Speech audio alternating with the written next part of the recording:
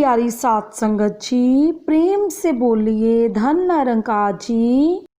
सात संगत जी, आज जिस साखी के बारे में हम बात करने जा रहे हैं वो है भीम की सीख। महाभारत का युद्ध समाप्त हो चुका था। महाराज युधिष्ठिर राजा बन चुके थे। अपने चारों छोटे भाइयों की सहायता से वह राजकाज चला रहे थे। प्रजा की भलाई के लिए पांचों भाई मिलजुल कर काम कर रहे थे। जो कोई दीन दुखी फरियाद लेकर आता, उसकी हर प्रकार से सहायता की जाती। एक दिन युधिष्ठिर राजभवन में बैठे एक मंत्री से बातचीत कर रहे थे। किसी समस्या पर गहन विचार चल रहा था। तभी एक ब्राह्मण वहां पहुंचा। कुछ दुष्टों ने उस ब्राह्मण को सताया था। उन्होंने ब्राह्मण की गायें उससे छीन ली थी। वह ब्राह्मण महाराज युधिष्ठिर के पास फरियाद लेकर आया था। मंत्री के साथ बातचीत में व्यस्त होने के कारण महाराज युधिष्ठिर उस ब्राह्मण की बात नहीं सुन पाए। उन्होंने ब्राह्मण से बाहर इंतजार करने के लिए कहा। ब्राह्मण मंत्रणा भवन के बाहर रुककर महाराज युधिष्ठिर का इंतजार करने लगा। मंत्री से बातचीत समाप्त करने के बाद महाराज ने ब्राह्मण को अंदर बुलाना चाहा, लेकिन तभी वहां किसी अन्य देश का दूत पहुंच गया। महाराज फिर बातचीत में उलझ गए। इस तरह एक के बाद एक कई महानुभावों से महाराज युधिष्ठिर ने बातचीत की। अंत में सभी को निपटाकर जब महाराज भवन से बाहर आए तो उन्होंने ब्राह्मण को इंतजार करते पाया।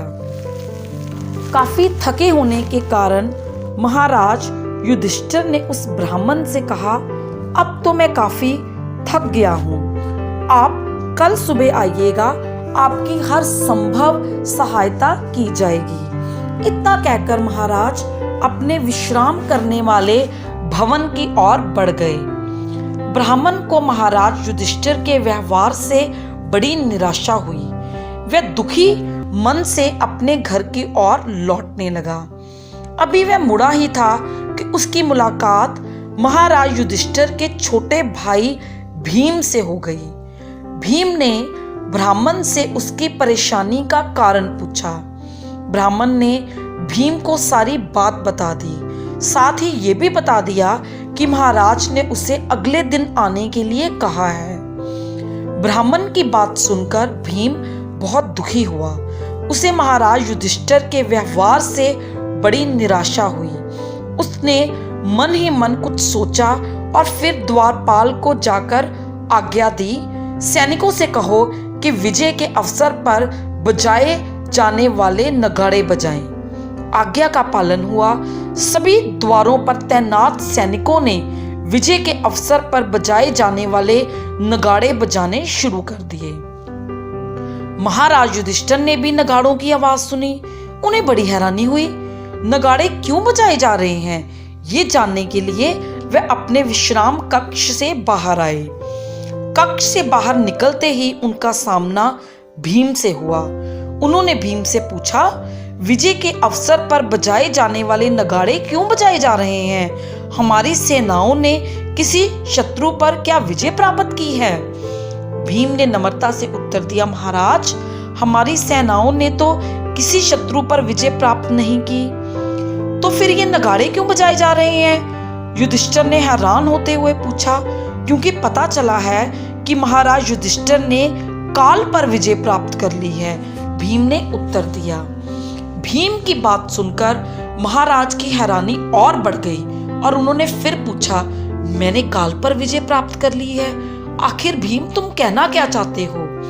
भीम ने महाराज की आंखों में देखते हुए कहा, महाराज, अभी कुछ देर पहले आपने एक ब्राह्मण से कहा था कि वे आपको कल मिले। इससे साफ जाहिर है कि आपको पता है कि आज आपकी मृत्यु नहीं हो सकती। आज काल आपका कुछ नहीं बिगाड़ सकता। ये सुनने के बाद मैंने सोचा कि अवश्य आपने काल पर विजय प्राप्त कर ली होगी, नहीं तो आप उस ब्राह्मण को कल मिलने के लिए क्यों कहते? ये सोचकर मैंने विजय के अवसर पर बजाए जाने वाले नगाड़े बजाने की आज्ञा दे दी। भीम की बात सुनकर महाराज युधिष्ठिर की आंखें खुल गई। उन्हें अपनी भूल का पता लग चुका था। तभी उन्हें पीछे खड़ा हुआ ब्राह्मण दिखाई दे गया। उन्होंने उसकी बात सुनकर एकदम उसकी सहायता का आवश्यक प्रबंध करवा दिया। तो साथ संगत जी, इस साखी से हमें ये शिक्षा मिलती है कि नीतिवान लोग कहते हैं आज के काम को कल पर कभी नहीं छोड़ना चाहिए, क्योंकि कल तो काल का नाम है। आज का वर्तमान क्षण ही हमारा है। जो करना है आज इसी पल पर गुजरो। तो आज की साखी में साथ संगत जी बस इतना ही। प्रेम से बोलिए धन निरंकार जी।